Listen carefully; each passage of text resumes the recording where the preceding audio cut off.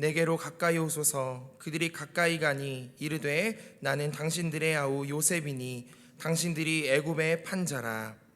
당신들이 나를 이곳에 팔았다고 해서 근심하지 마소서. 한탄하지 마소서. 하나님이 생명을 구원하시려고 나를 당신들보다 먼저 보내셨나이다. 이 땅에 2년 동안 흉년이 들었으나 아직 5년은 밭가리도 못하고 추수도 못할지라. 하나님이 큰 구원으로 당신들의 생명을 보존하고 당신들의 후손을 세상에 두시려고 나를 당신들보다 먼저 보내셨나니. 함께 하겠습니다. 그런즉 나를 이리로 보낸 이는 당신들이 아니요 하나님이시라. 하나님이 나를 바로에게 아버지로 삼으시고 그 온 집의 주로 삼으시며 애굽 온 땅의 통치자로 삼으셨나이다. 아멘. 이 시간 잠시 기도하고 말씀 나누도록 하겠습니다. 사랑해 주님, 이 시간 주님의 말씀을 함께 나눠보려고 합니다. 주님, 인간이 전하는 말씀이 아니라 하나님의 말씀을 대언하고 그 하나님의 말씀에 귀 기울이는 시간 될 수 있도록 주님 역사하여 주시옵소서. 그래서 이 짧은 말씀이지만 작은 것 하나 우리 마음속에 심겨지고 그것이 열매 맺을 수 있는 귀하고 복된 시간 될 수 있도록 주님 함께하여 주시고 역사하여 주시옵소서. 주님 감사합니다. 언제나 사랑이 많으신 예수님의 이름으로 기도드립니다. 아멘. 할렐루야. 오늘도 주님의 전에 오신 여러분을 환영하고 축복합니다. 오늘 함께 나눌 말씀 창세기 45장 4절부터 8절까지의 말씀을 통해서 꿈을 꾸는 사람들이라는 제목으로 함께 말씀을 나누도록 하겠습니다. 제가 꿈이라는 단어를 사전에 한번 찾아봤습니다. 꿈이라는 단어를 찾아보니까 이런 뜻이 있습니다. 잠자는 동안에 깨어있을 때와 마찬가지로 여러 가지 일들을 보고 듣는 정신현상이라는 뜻도 있고요. 그리고 실현될 가능성이 아주 적거나 전혀 없는 헛된 기대나 생각이라는 뜻도 있습니다. 그러니까 꿈이라고 하는 것은 아직 이루어지지 않았기 때문에 사람들이 모두가 가지고 있긴 하지만 헛된 기대나 생각일 수 있다는 것이죠. 그리고 어떤 꿈이라고 물어보면 이제 요즘 사람들은 어떠한 직업이라고 얘기하는 사람들도 있습니다.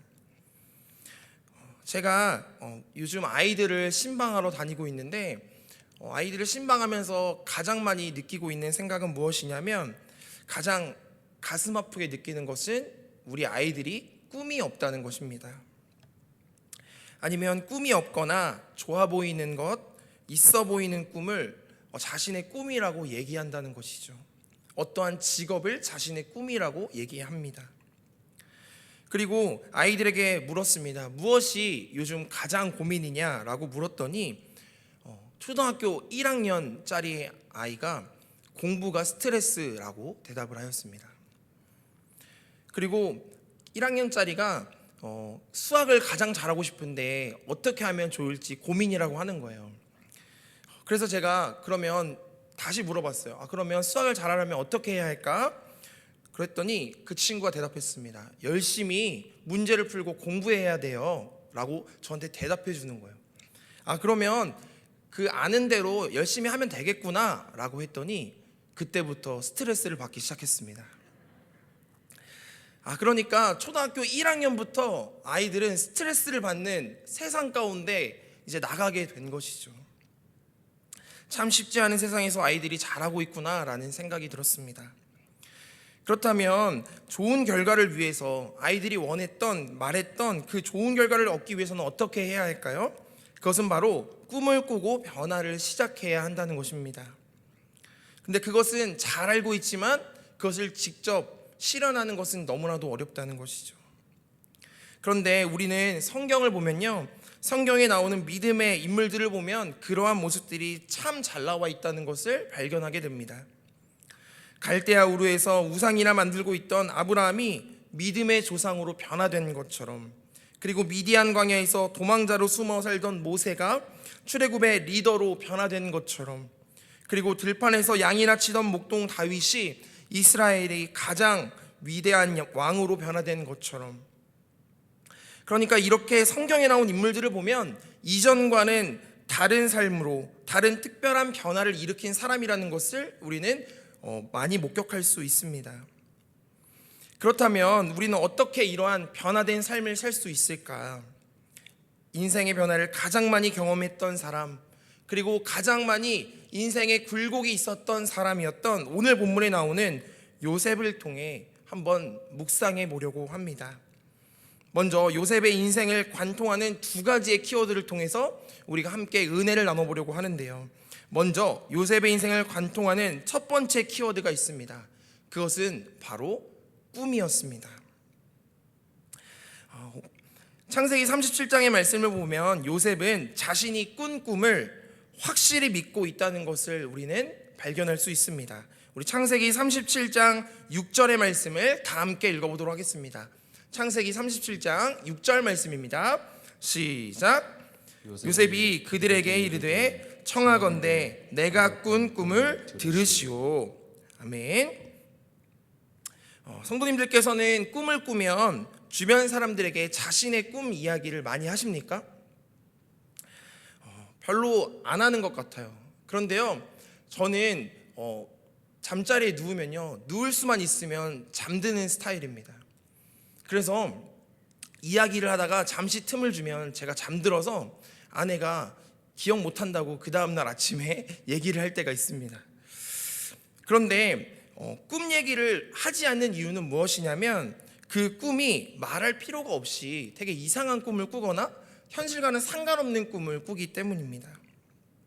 그런데 어느 날 특별한 날 의미심장한 내용을 담고 있는 꿈을 꾸면 왠지 말하고 싶어질 때가 있습니다. 예를 들면 머릿속에 숫자가 지나가는 거예요. 숫자가 막 여러 개 지나갑니다. 그럼 그 다음날 아침이 되면 어떻게 합니까? 빨리 기억해서 적으려고 노력하죠. 저도 한 번은 숫자가 이렇게 선명하게 지나간 적이 있었습니다. 주님께서 우리 가정에 물질의 풍요를 채워주시려고 하는구나. 선명하게 기억하고 있었는데 한번 로또를 사야지 하면서 사지 못하고 지나간 적이 있습니다. 정말 후회했던 기억이죠.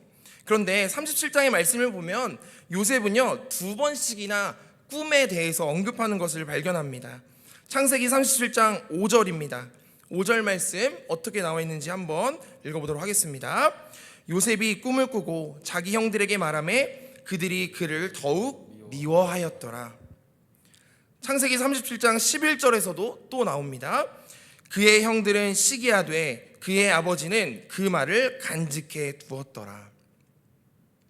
그러니까 창세기 37장 말씀을 보면 요셉이 꿈에 대해서 말을 할 때마다 그의 형들이 그를 미워할 뿐만 아니라 그를 시기하였다라고 기록하고 있습니다.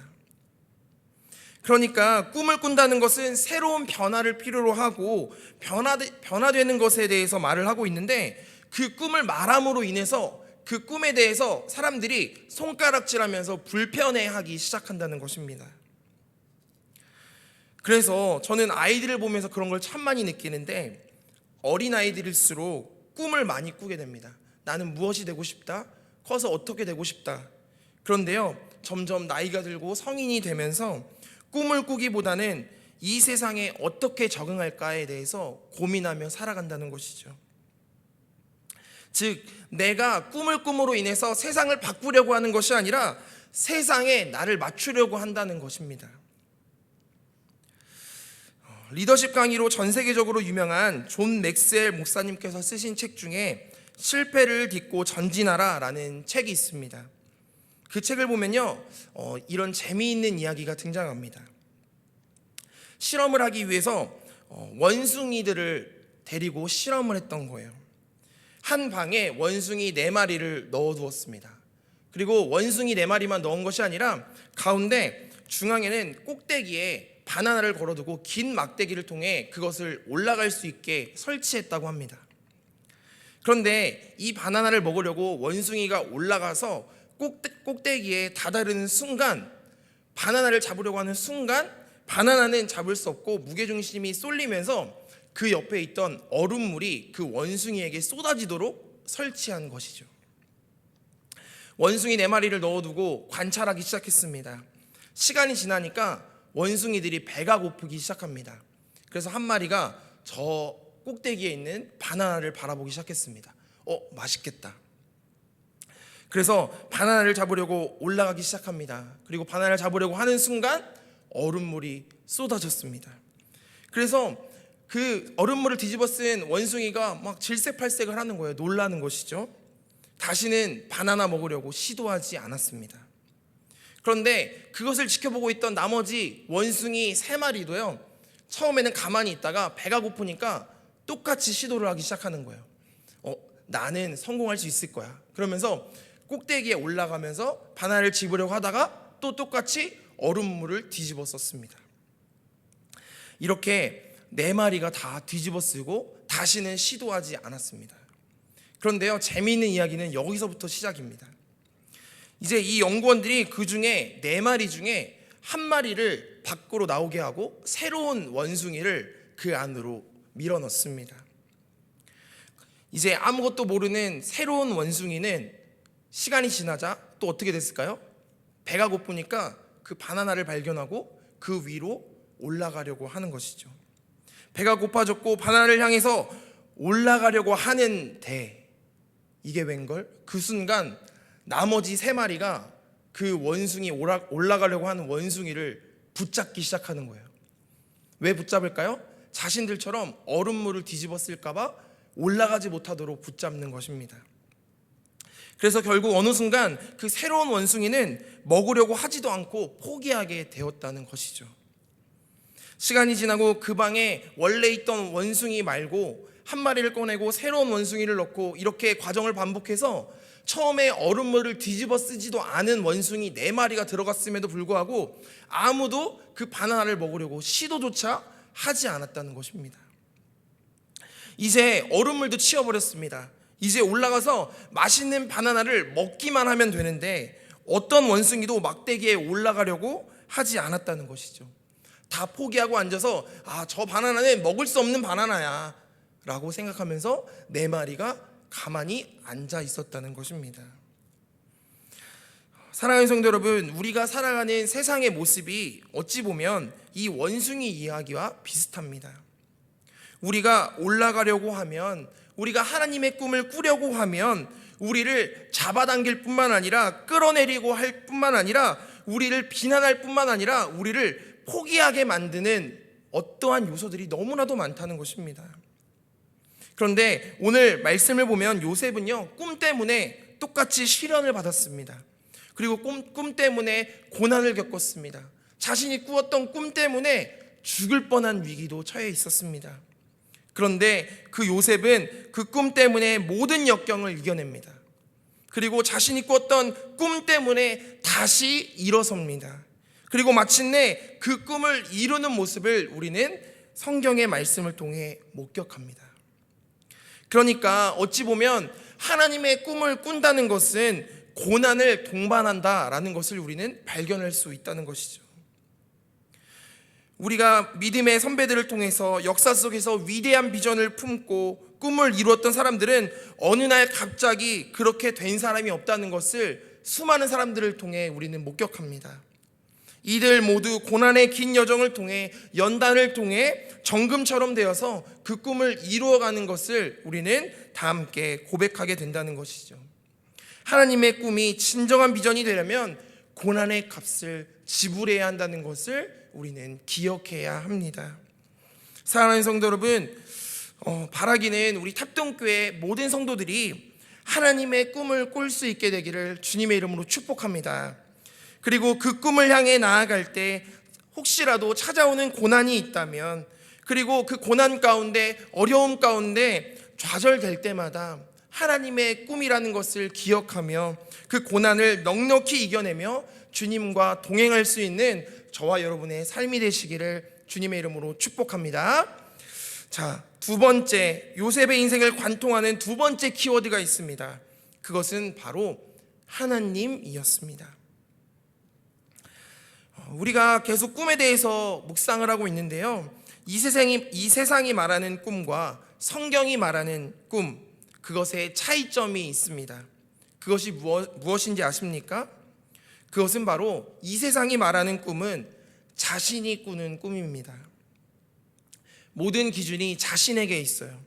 내가 무엇이 되고 싶습니다. 내가 무엇을 가지고 싶습니다. 내가 무엇을 하고 싶습니다. 기준이 내가 나에 있다는 것입니다. 그런데 성경이 말하는 꿈은요, 하나님께서 주시는 것입니다. 오늘 본문에 나오는 가장 많이 나오고 가장 중요한 단어가 바로 하나님이라는 단어입니다. 우리 오늘 본문 창세기 45장 5절 말씀을 우리 다 함께 읽어보도록 하겠습니다. 창세기 45장 5절 말씀입니다. 시작. 당신들이 나를 이곳에 팔았다고 해서 근심하지 마소서. 한탄하지 마소서. 하나님이 생명을 구원하시려고 나를 당신들보다 먼저 보내셨나이다. 계속해서 7절과 8절입니다. 7절 8절 시작. 하나님이 그 큰 구원으로 당신들의 생명을 보존하고 당신들의 후손을 세상에 두시려고 나를 당신들보다 먼저 보내셨나니 그런즉 나를 이리로 보낸 이는 당신들이 아니요 하나님이시라.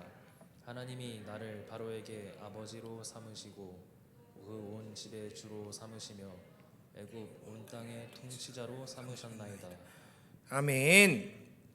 지금 요셉이 뭐라고 고백하고 있습니까? 지금까지의 모든 일은 내가 한 일이 아니라 하나님께서 하신 일입니다 라고 고백하고 있는 것입니다. 당신들은 나를 팔아넘기고 심지어 나를 죽이려고 하였지만 그 일 또한 하나님께서 하셨음을 나는 믿으며 고백합니다. 그래서 오늘 우리 가족을 돌볼 수 있도록, 하나님의 백성을 보호할 수 있도록 지금 이 자리까지 인도하신 하나님의 계획을 나는 믿습니다 라고 요셉이 고백하고 있는 것입니다. 분명히 요셉은요, 인간적인 마음으로 미워할 수 있었고 복수할 수 있었습니다. 충분한 힘이 있었습니다. 그렇지만 요셉의 시선은 하나님께 있었음을 오늘 말씀을 통해 우리에게 전하고 있습니다. 그래서 창세기 50장 20절 말씀을 보면 요셉은 이렇게 고백하고 있습니다. 20절 말씀입니다. 당신들은 나를 해하려 하였으나 하나님은 그것을 선으로 바꾸사 오늘과 같이 많은 백성의 생명을 구원하게 하시려 하셨나니. 그러니까 요셉이 고백하는 하나님은 어떤 하나님입니까? 나를 해하려 함을 그것을 선으로 바꾸시는 하나님이라고 요셉은 고백하고 있는 것입니다.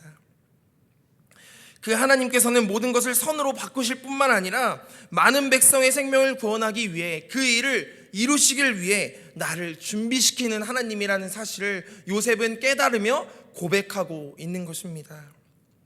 사랑하는 성도 여러분, 혹시나 내가 이해하지 못할 어려움과 문제가 있다면 모든 일을 주관하시는 주님께 내려놓고 그것을 선으로 바꾸시는 하나님의 역사를 경험하며 고백하는 저와 여러분의 삶이 되시기를 주님의 이름으로 축복합니다. 저는 특별히 그래서 오늘 말씀이 너무나도 은혜가 되었습니다. 특별히 오늘 어린이 주일을 보내면서요, 저는 유치부부터 아동부, 중고등부, 청년부까지 다음 세대가 참 행복해하는 모습을 보았습니다. 그 작은 것 팝콘 하나 먹어보겠다고, 솜사탕 하나 먹어보겠다고 그렇게 줄을 서 있었습니다. 땡볕에 서 있으면서도 더워하면서도요, 혹시라도 그 줄에서 이탈하면 다시 맨 뒤로 설까봐 막 옹기종기 모여가지고 그 간식을 기다리는 모습을 보면서 참 간식의 힘이 대단함을 느꼈습니다. 그러면서 참 아이들이 소망이라는 사실을 다시 한번 묵상하게 되었습니다.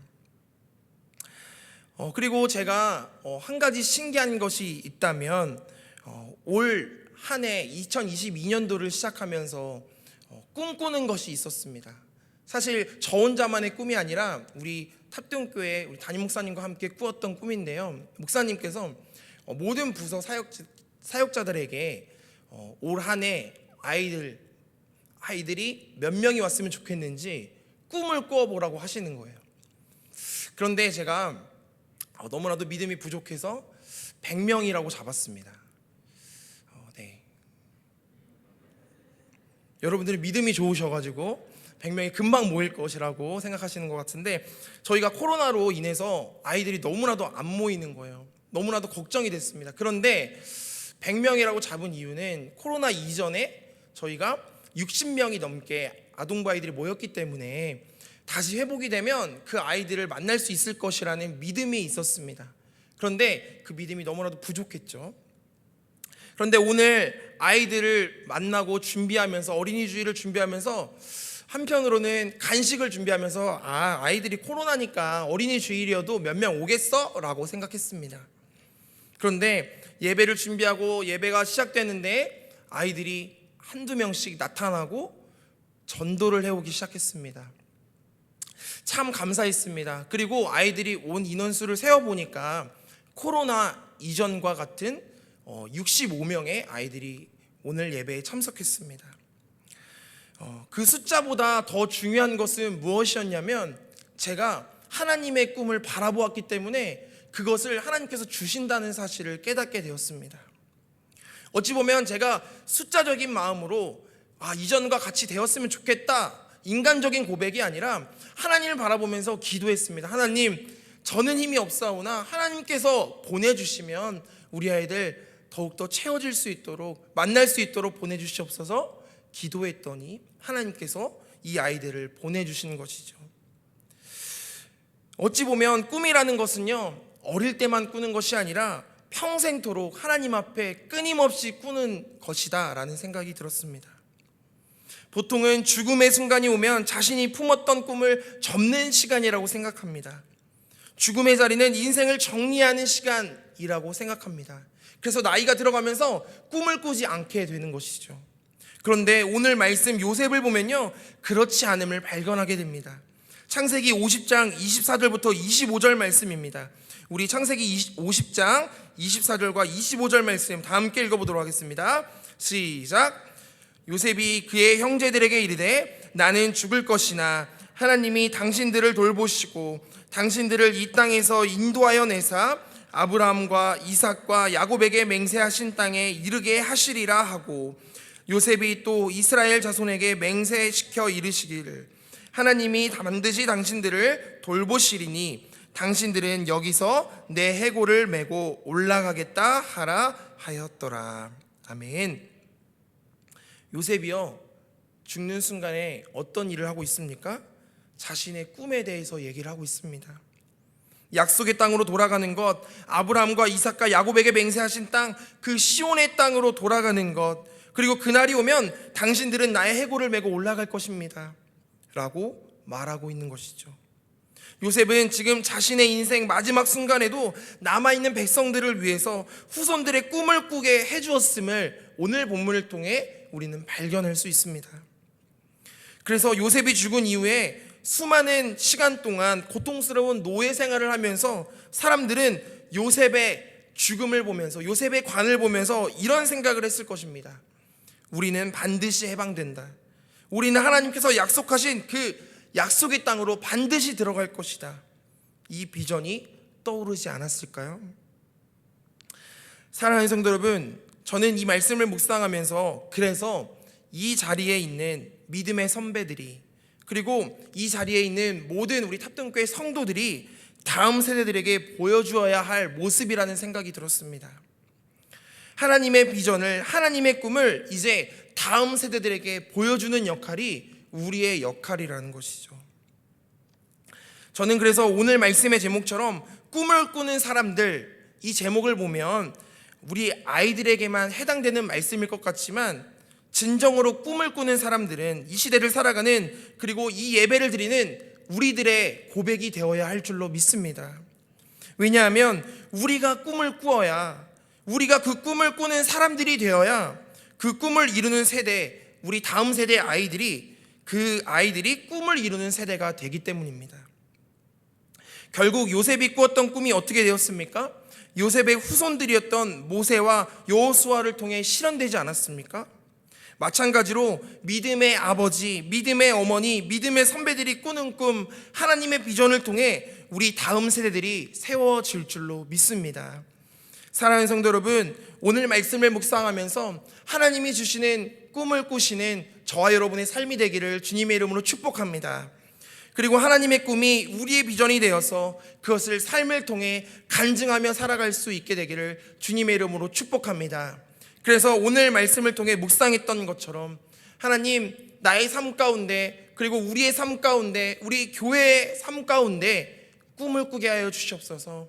그리고 그 꿈을 꾸며 나아갈 때 모든 기준이 우리가 되는 것이 아니라 하나님이 되게 하셔서 주님, 우리 탑동교회를 통해 이루실 놀라운 비전을 바라보며 기대하며 나아가는 우리 모든 성도들의 삶이 될 수 있게 되기를, 오늘 이 말씀을 묵상하면서 하나님의 꿈을 통해 정말 우리의 삶의 고백이 되어지는 저와 여러분의 삶이 되시기를 주님의 이름으로 축복합니다. 기도하겠습니다.